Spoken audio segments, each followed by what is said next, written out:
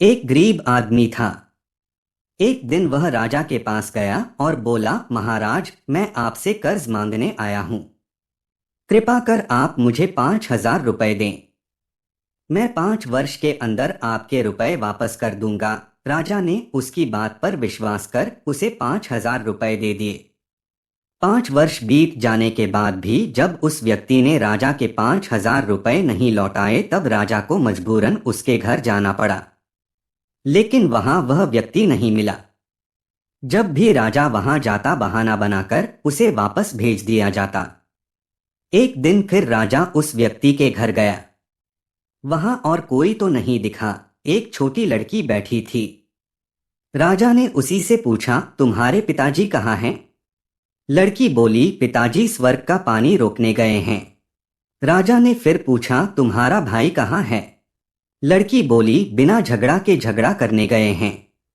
राजा के समझ में एक भी बात नहीं आ रही थी, इसलिए वह फिर पूछता है, तुम्हारी माँ कहाँ है? लड़की बोली, माँ 1 से 2 करने गई है। राजा उसके इन उलझुल जवाब से खिंच गया। वह गुस्से में पूछता है, और तुम यहाँ बैठी क्या कर रही हो? लड़की हंसकर बोली, मैं घर बैठी संसार देख रही हूँ। राजा समझ गया कि लड़की उसकी किसी भी बात का सीधा जवाब नहीं देगी, इसलिए उसे अब इससे इन बातों का मतलब जानने के लिए प्यार से बतियाना पड़ेगा।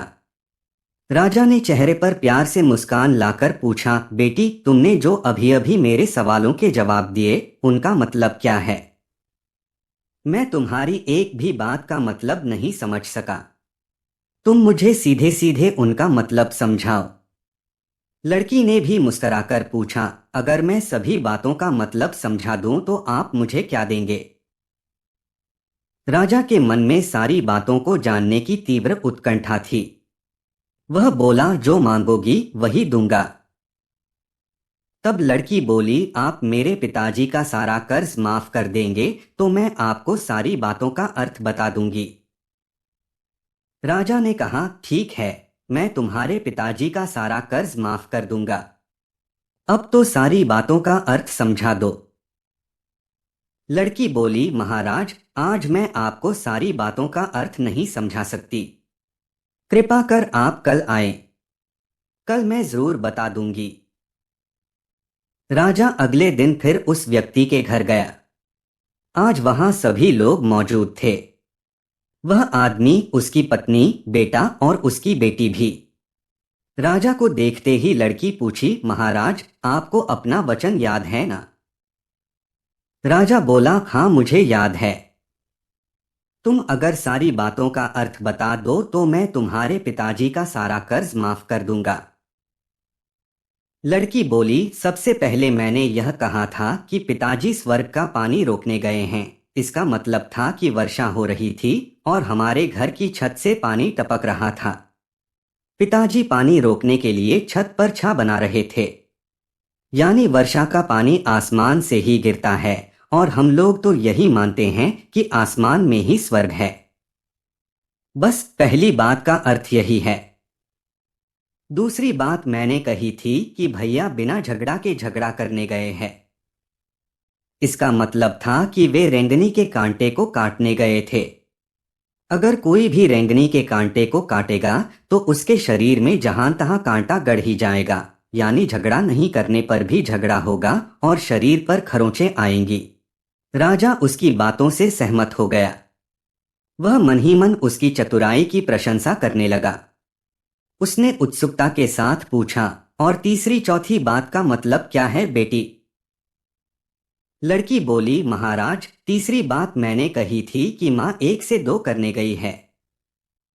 इसका मतलब था कि माँ अरहर दाल को दलने यानी उसे 1 का 2 करने गई है। अगर साबुत दाल को दला जाए तो 1 दाना का 2 भाग हो जाता है, यानी यही था 1 का 2 करना।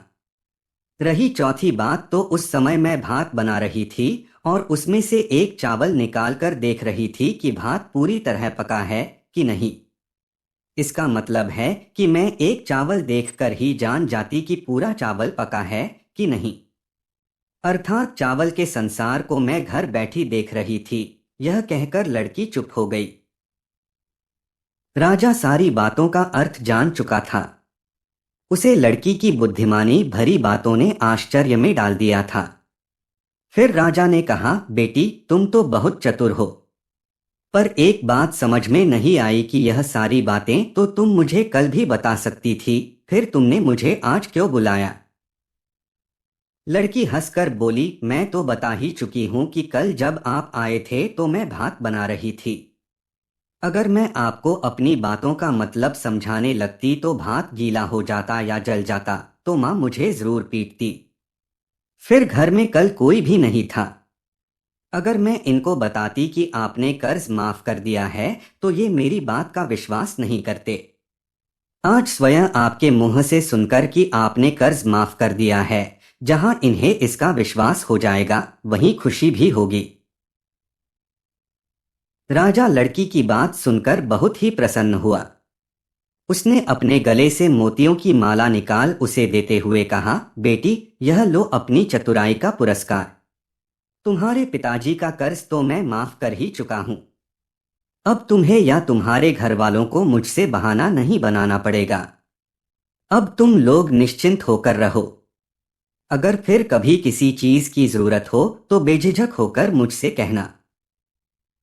इतना कहकर राजा लड़की को आशीर्वाद देकर चला गया। लड़की के परिवार वालों ने उसे खुशी से गले लगा लिया।